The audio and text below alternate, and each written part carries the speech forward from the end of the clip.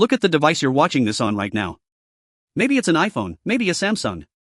Look at the tires on your car. Look at the shampoo in your shower. You think you paid for these things with dollars, pounds, or euros? You think the price tag covers the manufacturing, the shipping, and the corporate profit margin. But you're wrong. There is a hidden tax on almost every major manufactured good entering the United States and Europe today. It's a tax paid in blood, sweat, and a level of financial despair that makes the 2008 subprime mortgage crisis look like a charity event. We are talking about the hidden engine of the global economy. A shadow labor force that keeps inflation down and stock prices up. But here is the nightmare scenario for your wallet: this engine is breaking. Today, we are diving into a scandal so massive it involves prime ministers, billion-dollar tech monopolies, and a human tragedy that ends in a cold room in Malaysia. This isn't just a humanitarian crisis, this is a systemic risk to the S&P 500. We are talking about the sudden seizure of the global semiconductor supply chain, the palm oil industry, and the rubber market. If you hold tech stocks, if you care about the price of goods, or if you're betting on the Asian century, you need to watch this. Because when the labor force that powers 25% of the world's palm oil and over $100 billion in electronics starts dying of debt and starvation, Wall Street is going to feel the shockwave. Let's peel back the layers of the most profitable human trafficking cartel you've never heard of. To understand the macro threat to your portfolio, we have to start with the microeconomics of one man. Meet Shofiqul Islam. In early 2024, Shofiqul was sitting in a dilapidated, rundown dormitory just outside Kuala Lumpur, Malaysia. He was a Bangladeshi farmhand who wanted what everyone wants: a future. He wanted to provide for his wife and 2 kids back home. He wanted to see his dragon fruit trees grow. But to get that future, he had to buy a ticket into the global economy. And the price of admission was astronomical. Shofiqul paid $4,400 in recruitment fees to get a construction job in Malaysia.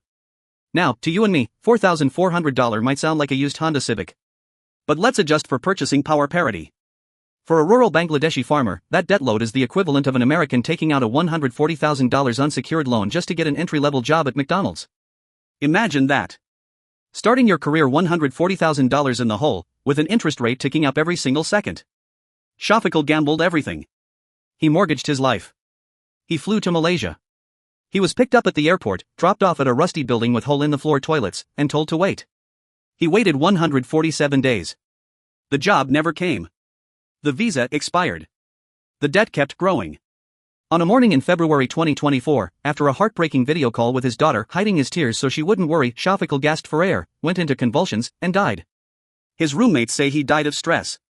The medical report is vague. But financially speaking, he died of insolvency. He was a victim of a business model designed to extract capital from the absolute poorest people on earth, transfer it to the elite, and then discard the human asset when it's dry. Shofiqul is just one of 800,000 Bangladeshi workers injected into the Malaysian economy over the last decade. These aren't just workers. They are the biological machinery behind the Malaysian miracle. Malaysia is the United States fallback plan. As tensions with China rise, companies like Intel, Dyson, and major apparel brands have moved operations to Malaysia. It's the China plus one strategy. They build skyscrapers, they staff the factories making the semiconductors that power AI data centers, and they harvest the palm oil found in 50% of all supermarket products. But here's the kicker: the system Shofiqul died in wasn't a mistake. It wasn't a glitch. It was a feature. This is where we leave the tragedy and enter the conspiracy. Because that $4,400 fee didn't just vanish. It went into a sophisticated, digitized, government-sanctioned money laundering machine. If you want to understand who was taking a cut of the global supply chain, you have to look at the gatekeepers. Enter Aminul Islam, known simply as Amin. If this were a movie, Amin would be the character who starts as the underdog and ends up owning the city. Born in Bangladesh, he arrived in Malaysia in the late 80s. He was a grinder. Smart, charming, a smooth operator. He worked his way up from the bottom to become a titan of industry.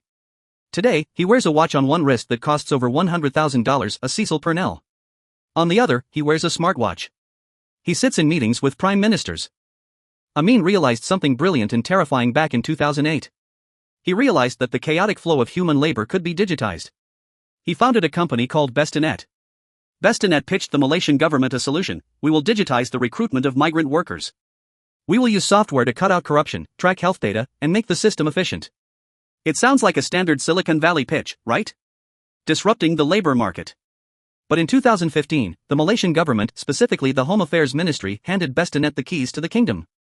They mandated that all recruitment from Bangladesh had to go through this specific system.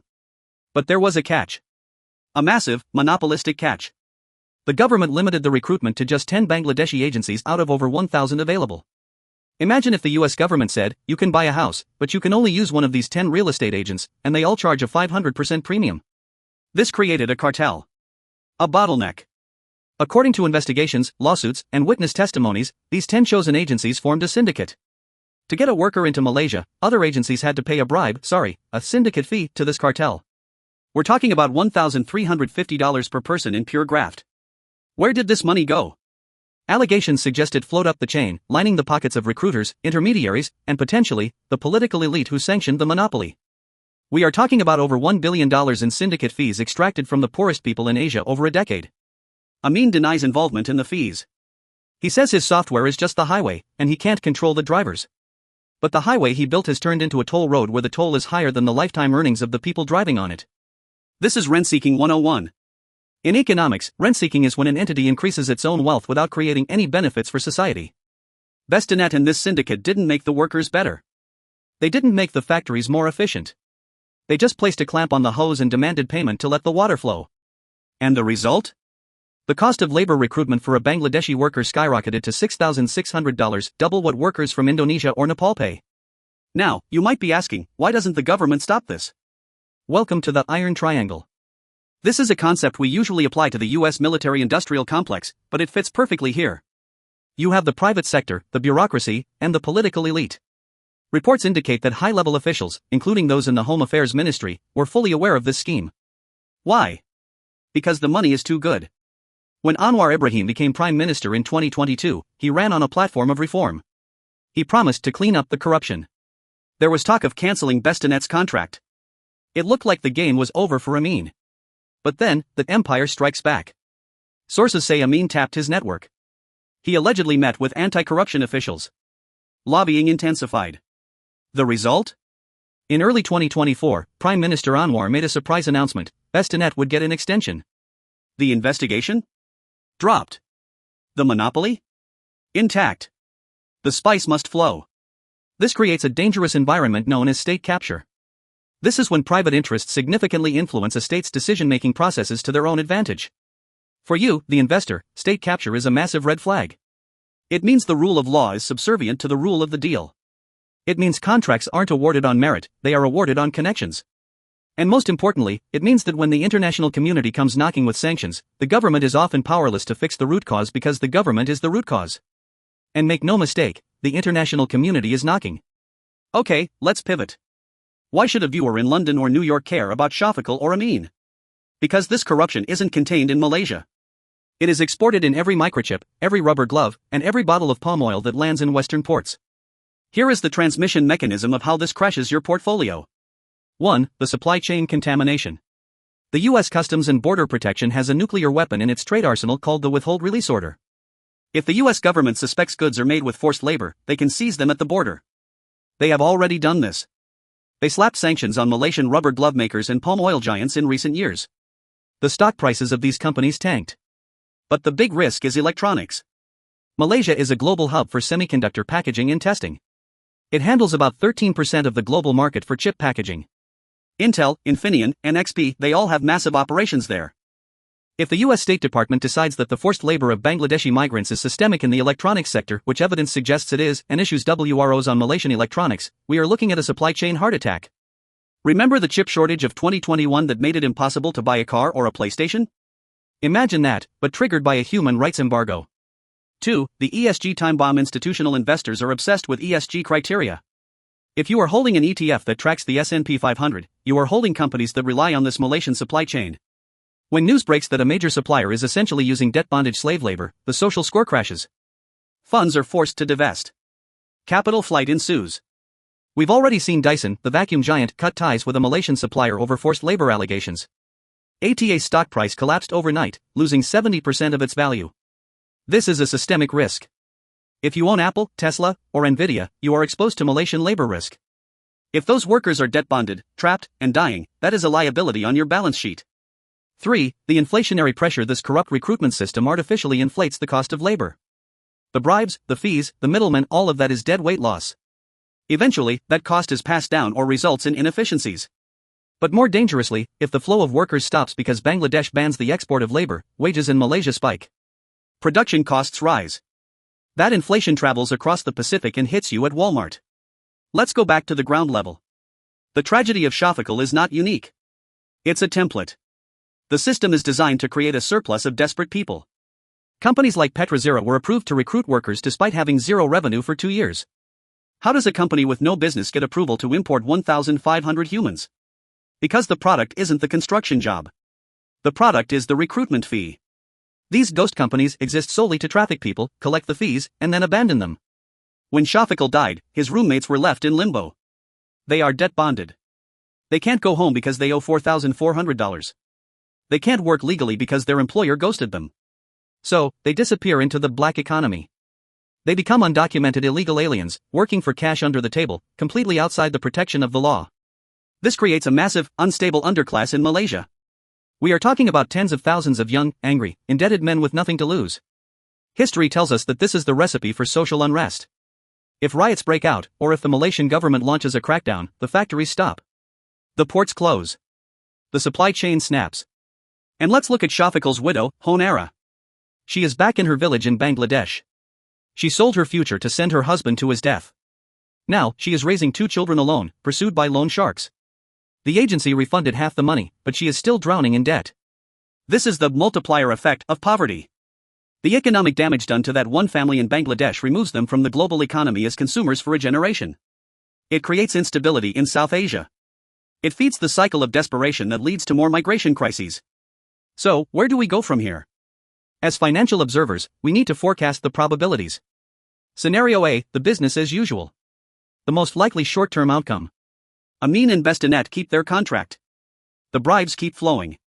The US issues minor sanctions but avoids hitting the critical semiconductor sector because the West needs the chips too badly. The suffering continues, but the market prices it in. This is the cynical bet. Scenario B, the nuclear option. The US Department of Labor and the EU take a hardline stance. They decide to make an example of Malaysia to send a message to the rest of the China Plus One nations. They issue wide-ranging WROs on Malaysian electronics. Result, tech stocks dip 5 to 10%. Inflation spikes. Malaysia's economy enters a recession. Capital flees to Vietnam or Mexico. Scenario C, the reform. International pressure forces Prime Minister Anwar to actually dismantle the monopoly. Bestanet is removed. A government-to-government recruitment model is established with zero fees for workers. Result, labor costs initially rise for companies, but efficiency skyrockets. Legal risks vanish. Malaysia becomes a premium, ethical manufacturing hub. This is the best outcome for long-term investors. But here is the reality check. Right now, the incentives are misaligned. The people making the decisions, the politicians and the monopolists, are making too much money to stop. They are looting the burning house. Charles Santiago, a former Malaysian MP, put it best: the system itself is the villain. And until the major buyers Apple, Dell, Nike, and you, the shareholder, demand a clean audit of the labor force, nothing will change. We started this story with a dead man in a room. Let's end it with the living. Back in the village of Mulgram, Bangladesh, the dragon fruit trees Shofiqul planted are still growing. They are blooming. But Shofiqul will never harvest them. His wife, Hon, is afraid to go back to the village after dark. The dream of a better life has turned into a generational nightmare of debt. This is a warning. The global economy is fragile. It is built on a foundation of trust and liquidity, but also on the assumption that labor is just a commodity. But labor is human. And when you push human beings past the breaking point, when you extract every dollar they have and leave them to die in a foreign land, eventually, the system snaps. For the investors watching, check your portfolio. Look at the ESG ratings of the manufacturing giants you own. Dig into their supply chains. Are they heavily exposed to Malaysia? Are they auditing their recruitment agencies? Because right now, there is blood in the water. And where there is blood, there are usually sharks and eventually, a market correction. The $4,400 Shofiqul paid was a tragedy for his family.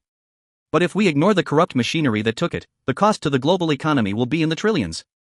Thanks for watching. If you want to understand more about how the shadow economy affects your net worth, hit that subscribe button. And let me know in the comments, do you think US companies should be held liable for the crimes of their overseas recruiters? I'll see you in the next one.